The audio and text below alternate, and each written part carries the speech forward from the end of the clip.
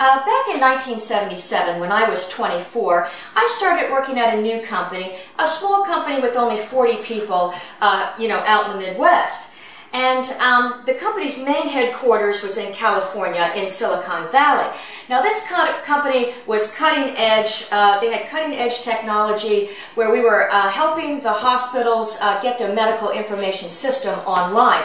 And that's what I was doing in the Midwest out there at this time. So there's 40 people in our company out in the field doing this job. Now I'd only been there a few months. And there was this guy that started, I would say maybe 6 months before me, and he felt that he needed a secretary.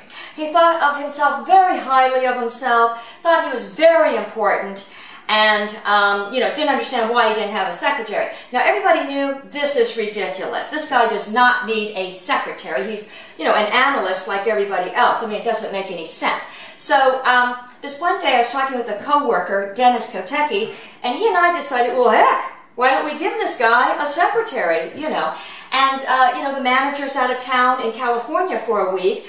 We'll tell, the manager about this, and, we'll be fine. So I call this guy up as the new secretary. So I did like this. Hello? This is Azuka, your new secretary. Yeah, I hire here today. Dennis Kooky here, he hired me. He say, you need a secretary? Okay, fine. Okay, now this guy is very excited that he has a secretary.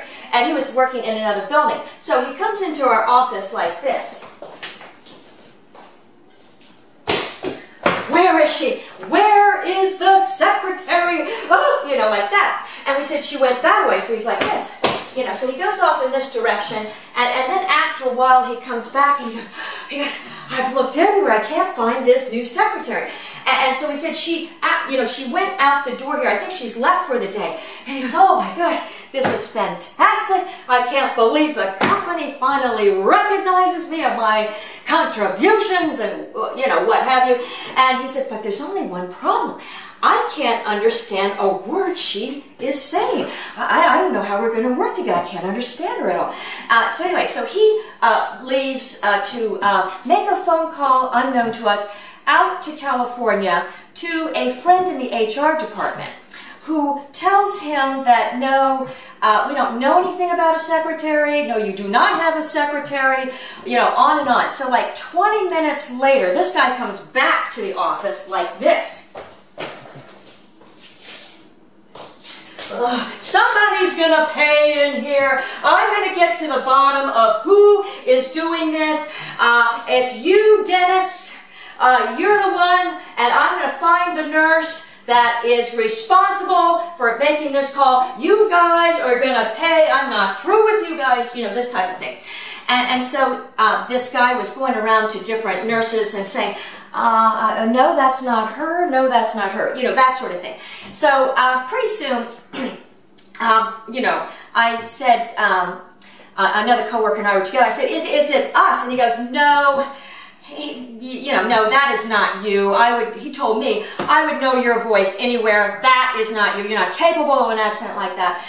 He said, I'm going to find this Japanese kook, is doing this nurse, and I'm going to get to the bottom of this. So in the meantime, I had a couple other pranks going on at the office with this same gal. So the manager of the hardware department, I had called him up to apply for a job that he, had out there. So I called him up like this. Hello, this is Azuka. I like to apply for a position in hardware department, please. And he says, now, where do you work or something? I work in a hospital, a laboratory. And so then he says, and what are your qualifications? I'm secretary there. I type, I sew, I scratch backs, but I don't do beds. And he's like, can you lift 40 pounds? No, no, I can't. But this job description no say lift 40 pounds. You try discrimination. You don't want to hire me. You hire me. This is discrimination. I call it terminate. So I, hung up like that. Now over the course of a week or so, I was calling this guy up with the same type of thing. Hello, has position been filled yet? This Aruzuka? And he would say, you know, no. And I would say, no, you must hire me. I have qualification. I can lift, you know, a typewriter, trash cans, chairs, newspaper, this sort of thing. Now, do you have any women working in department? He says, no. Do you have minority in department? And he says, no. This is discrimination. And then he says, well, you can't lift 40 pounds. And then she says, yeah, but you men, you can lift 40 pounds. I don't need to lift 40 pounds. Enough men in department to lift 40 pounds. I don't need to lift 40 pounds. This is discrimination. I call attorney. I'm going to have attorney take this to Supreme Court. I have no money problem. This not a problem. I have many lawsuits going on at once. So this no problem. You know, so I hung up like that. And then with the other manager, we're all working for the same company. This was a database manager that I was calling up and saying, hello, dear Aruzuka, I work in laboratory. I need password. I no able get into system. Give me password now. And so he's trying to look up, you know, what my password is here. And he says, what is your name? I said, dear Aruzuka over there. Now you get to bottom of this and now I need password. So he's looking, you know, and finally says, I think your password is, and so I would hang up every time he would say that. And I called this guy, you know, a few times about that. Now, my manager gets back to the Midwest from California, and he's holding a staff meeting. And so towards the end of the staff meeting, he says, and, you know, the coworker, he goes, and the coworker has a new secretary. And this guy blew up. You know, so he's really mad at the manager now. You are responsible for this. You're behind this whole thing, and some nurse. Now I'm going to get to the bottom of this, and you guys are going to pay, and so forth. Now afterwards, I told my manager that I was also playing a trick on this other manager, hardware department. And so my manager said, this is too good. I have got to get in on this one. This is a great one. So, and he says, by the way, this hardware manager called me in California and said he hasn't been able to sleep at night, you know, due to this crazy woman, you know, type thing.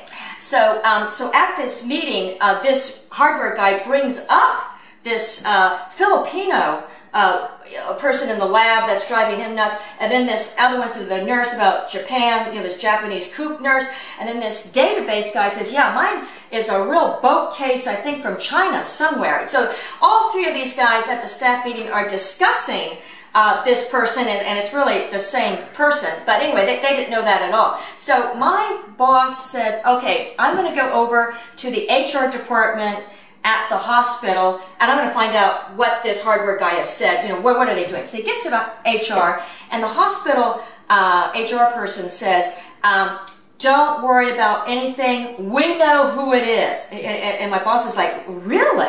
He goes, oh, she goes, oh yeah, this person is a Filipino in the lab. We have found her. Trust me, she's on thin ice, and we're going to get rid of her in a couple of weeks. You know, she's going to be out of here. So my manager said, well, you know, as a matter of fact, I had a talk with this girl, and we have ironed everything out, and she is not applying for the job anymore. She understands now there's not going to be any lawsuits going, and this whole thing is, you know, wrapped up, basically. Now, so that was good.